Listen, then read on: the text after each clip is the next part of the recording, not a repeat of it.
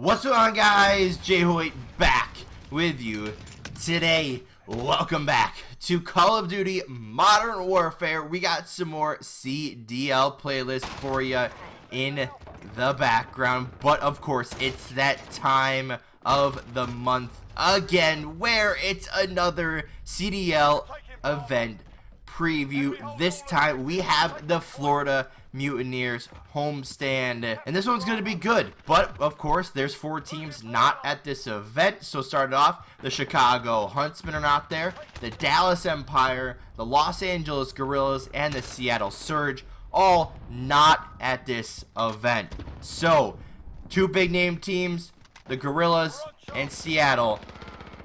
You know, you've got a couple of good teams not there, so this gives some other teams an opportunity to, you know, turn their seasons around and possibly get some more CDL points. But we got to have a tournament in order to have a winner. First off, we have the Toronto Ultra versus the New York Subliners. And in this one, last event actually came out and performed quite well, right? They took out Chicago in the first round. New York came out strong in Chicago, taking out Chicago in the first round. They end up losing to Atlanta, and then they end up losing to Chicago in the losers bracket, but still a really strong showing from them.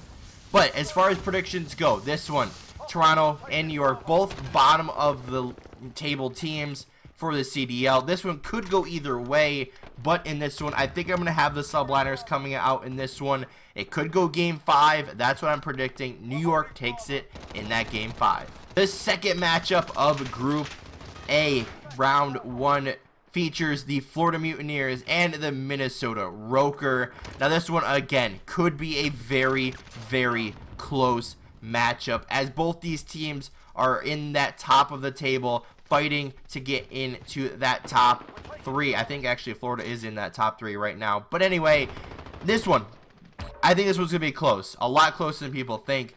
Florida's been on a run recently. Minnesota's been a pretty consistent team all year long. This one, I predict in game 5. This one, Florida's going to take it in the game 5. They're going to clutch up and move on to the second round. Now, staying in Group A, this time we're going to have the New York Subliners and the Florida Mutineers facing off in round 2, where I think New York could have that shock factor in the first round, but they're going to fall in the second round to Florida in a 3-1 fashion. Florida will move on to the third round. Jumping down to the losers bracket, though, we're going to have the Toronto Ultra versus the Minnesota Roker. Now this one, I don't think it's going to be close. I think Minnesota's going to run away with this one 3-0. You know, Toronto, I just don't know what they're going to be able to do to make their season any better, or you know, turn around the tides of their season. But I think Minnesota's going to win this one 3-0, moving them on. Next up, we have Group A, losers round 2. We're going to have Minnesota versus the New York Subliners. Now, once again, the Subliners are a good team, but I just don't feel like they're at that level where they could beat Minnesota. Now, again, they beat Chicago. They took Atlanta to a game 5, but I don't know. They could just be a one event wonder, one event shock factor. I just don't feel like this team is built for the long-term winning. I think maybe that instant honeymoon period is kind of over, and do I expect them to do the same thing they did at Chicago in Florida? I don't think so. So coming out of Group A, we're going to have Florida in the winner side of the bracket, and we're going to have Minnesota on the loser side. But of course, we got to add 2 more teams to that, but we got to start at round 1 for Group B. We're going to have the Paris Legion against the Atlanta FaZe. Now, Atlanta, been a good team all year long. Paris has been up there all year long. But this one, I don't know. Paris has kind of fallen off a little bit recently. Atlanta's still been on their hot streak, still been performing quite well at every single event they've attended. I think this one's going to be a 3-0, could be a 3-1, depending on the map set. But I'm predicting Atlanta to take the 3-0 over Paris. The second matchup of Group B features the Optic Gaming Los Angeles team as well as the London Royal Ravens. Now, big note coming into this event for Optic Gaming LA, that they actually made a roster change before this event. So they sat JCap on the bench in favor of Chino. Now, I know we were talking about this in the last video where we were talking about rosters and all of that fun stuff, but it is official now. JCap on the bench for Chino. He's in the starting roster, and as their general manager, coach, whatever the heck his role is, Mud Dog said that they are also going to be making role changes, that they have two of the best ARs in the game, but one of them has to run a sub in this current meta, so they're trying to figure out what's going to be the best case scenario for them as they move forward. So we don't know the exact roles so far, but if I was to make the roles on that team, I'd have Slasher as the main AR, I'd have Dashy as the second AR / Flex, Chino, I think he's a submachine gun player, and then TJ Haley and Quavo. I keep calling him Kenny. He did change his name, so I do apologize about that one, but Quavo is going to be that third, or I guess first SMG along with TJ Haley, then Chino. So that's what I have the roles as. Are they going to be that? Maybe Dashy runs the main AR. I'm not sure. I guess we'll have to find out in this one. But getting back into the matchup versus the London Royal Ravens. London, been a good team all year long. Just haven't beaten the top tier teams just yet.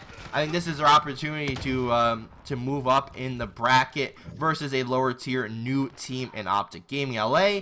And I think that London's going to take this one 3-1 fashion. I think maybe they steal a search away, maybe a dom, maybe a hard point. I mean, it's so tough to say because obviously Optic Gaming being a new team with a new player, potentially roster change, or they had a roster change, potential role changes as well, that you're not exactly sure what they're going to get out of this one. But London moves on to that second round versus Atlanta.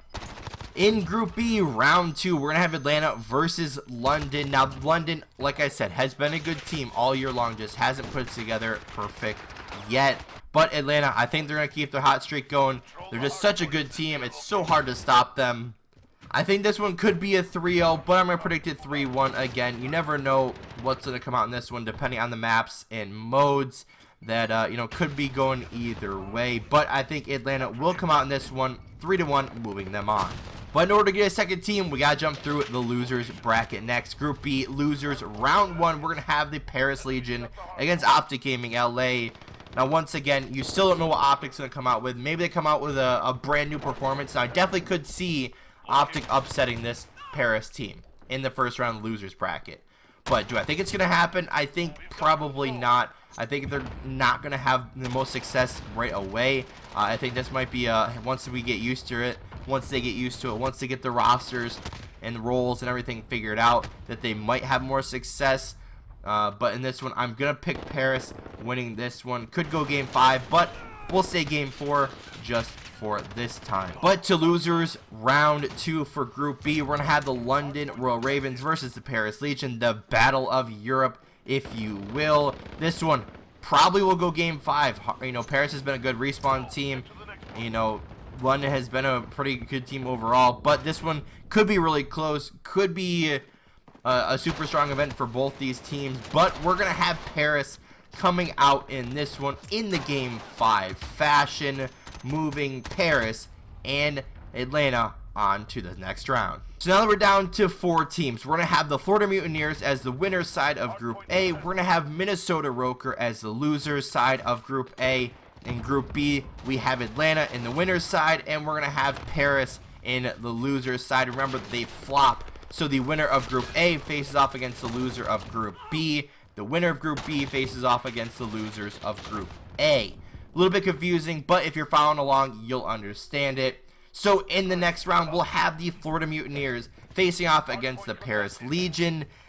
And this one could be a really close matchup because Paris, again, has that upset potential, and you never really know what they're going to get. But I'm going to predict Florida wins this one, moving them on to the finals in a game 5 fashion. And the next matchup could be a lot closer than people think if it turns out this way. We're going to have the Atlanta FaZe versus the Minnesota Roker. Now, Minnesota, again, has been a good team all year long. So has Atlanta. But Atlanta has been on that different level all year long, right? They've been a good team. They've, I think, lost, what, like 1 or 2 matchups the entire year so far.